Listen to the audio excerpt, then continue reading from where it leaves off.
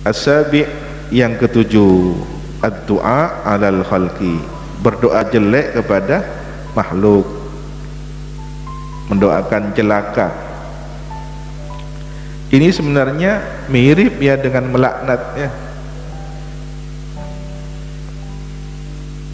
tetapi lebih umum doa jelek pada makhluk. Termasuk sihir itu kan doa jelek ya. Kadang ada istilah orang itu memiliki doa tidak baik. Maksudnya apa? Ya punya ilmu sihir kan. Arwah andi tua coba arwah. Artinya punya ilmu sihir. Kenapa? Karena orang yang berbuat sihir dia meminta keburukan orang lain dengan cara sihirnya itu. Tapi doa jelek itu umum, tidak hanya sihir ya. Ketika seseorang bukan tukang sihir berdoa jelek kepada orang lain, ini juga termasuk larangan. Fahfad lisanaka, maka jagalah lisanmu, anid du'a ala ahadin, dari mendoakan jelek kepada seseorang, min khalqillahi ta'ala, dari makhluk Allah ta'ala. Wa in zalamaka, meskipun menganiaya, meskipun zalim dia kepadamu, meskipun ahad min khalqillah itu zalim padamu,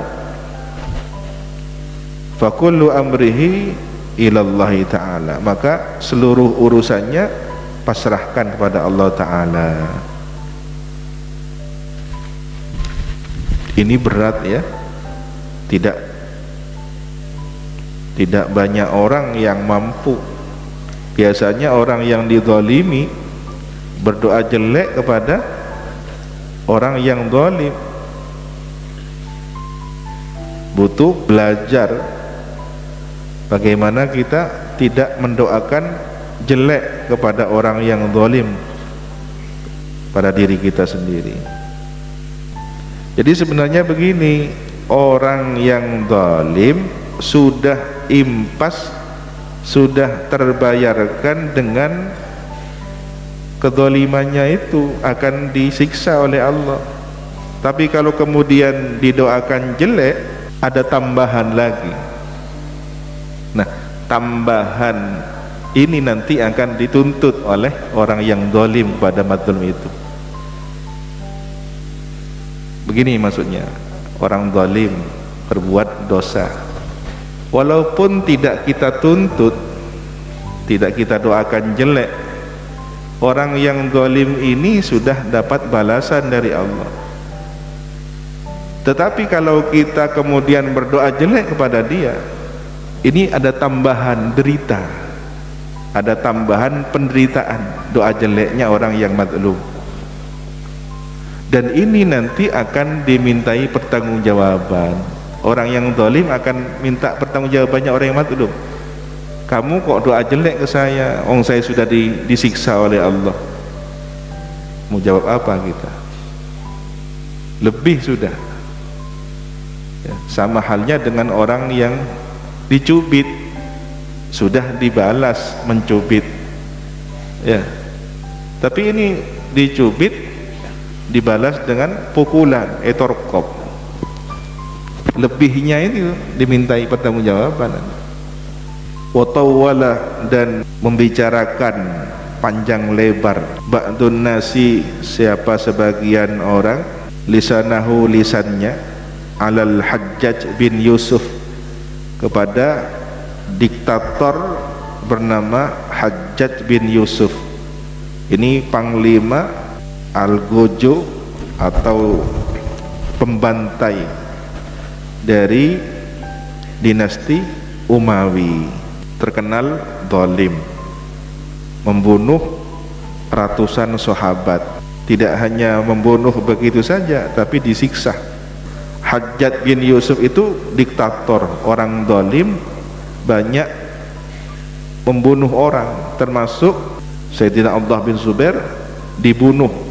Tidak hanya dibunuh, disalib, kemudian dikuliti seperti kambing dikuliti itu, penderitaan yang luar biasa. Nah, Allah pasti dengan kemahaadilannya ya. Tapi lihat di sini, perhatikan, Allah, ini keterangan dari ulama salaf ya, Allah akan menyiksa orang yang ngomong kejelekannya Hajjaj bin Yusuf. Padahal ini kan orang zalim sudah, tapi gara-gara Hajjaj bin Yusuf ada orang yang disiksa karena ngomong kejelekannya, sebagaimana Hajjaj sendiri disiksa nanti karena zalim kepada orang lain.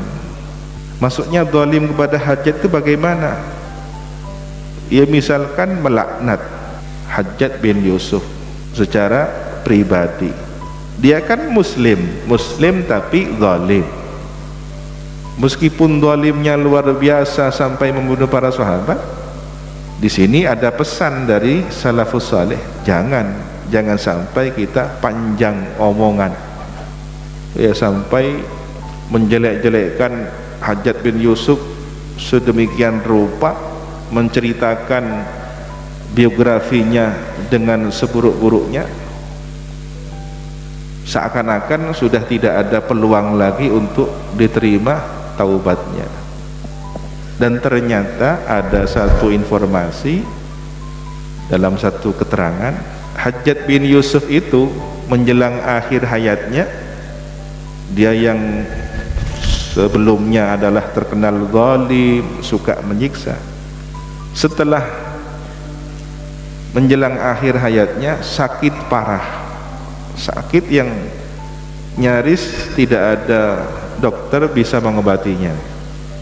Akhirnya ada tabib, ada seorang dokter yang terkenal, mujarab ya, sering bisa menjadi wasilah kesembuhan.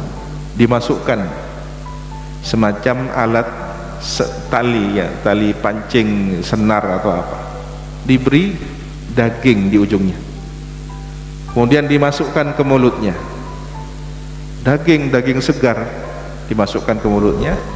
Setelah itu ditarik lagi, ternyata daging itu sudah dimakan. Berarti ada makhluk, ada semacam makhluk di dalam perutnya yang sedang menggerogoti. Nah, kemudian ada syairan yang dinisbatkan kepada Hajjaj, orang mencelaku, orang menghinaku, orang melaknat kepadaku, tapi siapa yang tahu, mungkin Allah mengampuniku dengan deritaku ini. Tahu kamangkali, mungkin semakna dengan isi dari syair itu. Intinya apa? Hajjaj berharap penderitaannya, sakit yang dideritanya itu menjadi salah satu wasilah diampuninya dosa. Tidak tahu kita, maka jangan sampai parah ngerasani orang, menjelek-jelekan orang, hatta dia sudah meninggal dunia tidak tahu, apalagi dia seorang masih berpeluang diterima taubatnya.